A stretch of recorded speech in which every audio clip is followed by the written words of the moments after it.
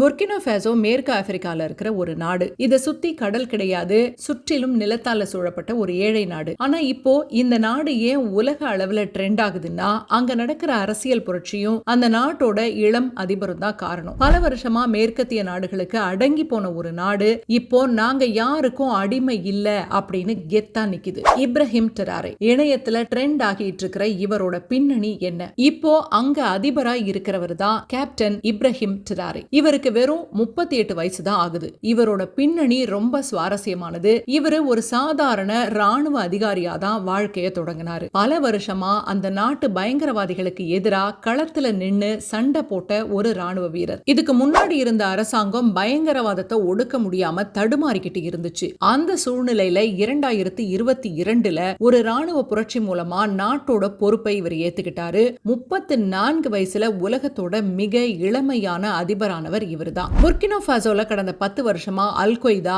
ISIS போன்ற கொடூர பயங்கரவாத அமைப்புகளோட ஆதிக்கம் அதிகமா இருக்கு. டிராரே ஆட்சிக்கு வரதுக்கு முன்னாடி இருந்த அரசாங்கங்கள் இந்த பயங்கரவாதத்தை ஒடுக்க முடியாம திணறிக்கிட்டு இருந்தாங்க. நாட்டோட 40% அதிகமான பகுதி தீவிரவாதிகள் கையில தான் இருந்துச்சு. ஆனா டிராரே வந்ததும் ஜனநாயகம், தேர்தல் இதெல்லாம் அப்புறம் பாத்துக்கலாம், முதல்ல நாட்டுக்கு பாதுகாப்பு தான் முக்கியம்னு சொல்லிட்டு தேர்தலையே தள்ளி வச்சுட்டாரு. இப்போ அங்க இருக்கிற அரசியல் கட்சிகள் எல்லாத்தையுமே கலைச்சிட்டு ராணுவத்தோட நேரடி கட்டுப்பாட்டுல நாட்டை வச்சிருக்கிறாரு. மக்கள் வறுமையில இருந்தாலும் இந்த நாடு தங்கத்து மேலதான் உட்கார்ந்துகிட்டே இருக்கு.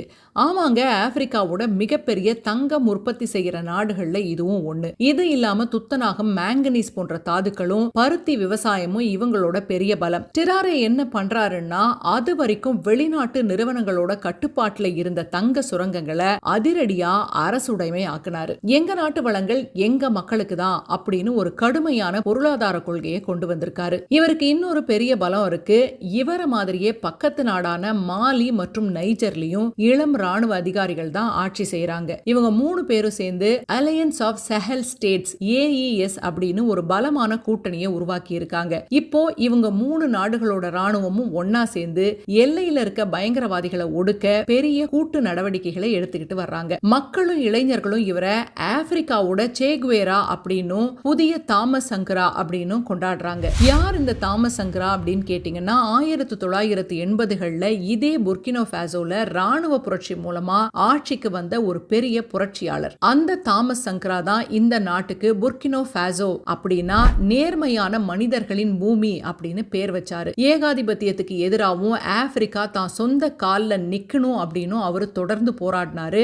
அவரோட எளிமையும் மக்களுக்கான திட்டங்களும் தான் அவரை உலக அளவுல ஒரு ஐகானா மாத்துச்சு. இப்ப டிராரே போடுற ராணுவ உடை, அவரோட எளிமையான பேச்சு, வெளிநாடுகளை எதிர்க்கிற குணம், இதெல்லாம் அப்படியே தாமஸ் சங்கராவை நினைவுபடுத்துறதுனாலதான் மக்கள் இவரை அப்படி ஒப்பிட்டு பேசுறாங்க. ஆப்பிரிக்காவுக்கு நிஜமான சுதந்திரமும் சுயசார்பும் தேவைப்படுது. புர்கினா ஃபாசோ ரொம்ப காலமா பிரான்ஸ் நாட்டோட ஆதிக்கத்துல தான் இருந்துச்சு. சுதந்திரம் அடைஞ்ச பிறகும் பிரெஞ்சு ராணுவமும் மேற்கத்திய நாடுகளும் தான் அந்த நாட்டு அரசியலை தீர்மானிச்சாங்க. நீங்க இவ்வளவு வருஷமா இங்க இருந்து என்ன பண்ணீங்க? பயங்கரவாதம் இன்னும் அதிகமா தானே ஆகியிருக்கு.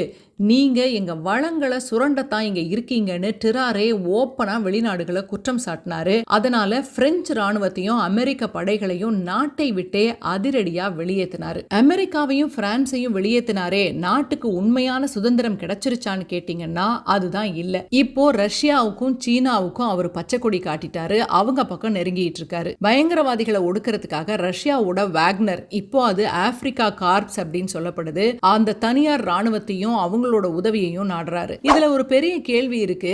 அமெரிக்காவையும் பிரான்ஸையும் வெளியேற்றிட்டு ரஷ்யாவையும் சீனாவையும் உள்ள விடுறது சரியா அப்படின்னு. கண்டிப்பா இதுல அரசியலும் சுயநலமும் இருக்கு. மேற்கத்திய நாடுகளோட ஆதிக்கத்தை குறைச்சிட்டு ஆப்பிரிக்காவோட அள்ள குறையாத இயற்கை வளங்களை, கனிம வளங்களை எப்படியாவது கைப்பற்றணும் அப்படின்னு தான் ரஷ்யாவும் சீனாவும் ரொம்ப காலமா காய் நகர்த்திட்டு இருக்காங்க. தங்களோட உலக ஆதிக்கத்துக்காக இவங்களும் மறைமுகமா ஆப்பிரிக்காவை ஆக்கிரமிக்க பாக்குறாங்க அப்படின்றதுதான் சர்வதேச நிபுணர்கள் அவர்களோட கருத்தா இருக்கு. இதுக்கு இன்னொரு பக்கமும் இருக்கு. டிராரேவை மக்கள் கொண்டாடினாலும் மனித உரிமை அமைப்புகள் அவர் மேல கடுமையான குற்றச்சாட்டுகளை வைக்கிறாங்க.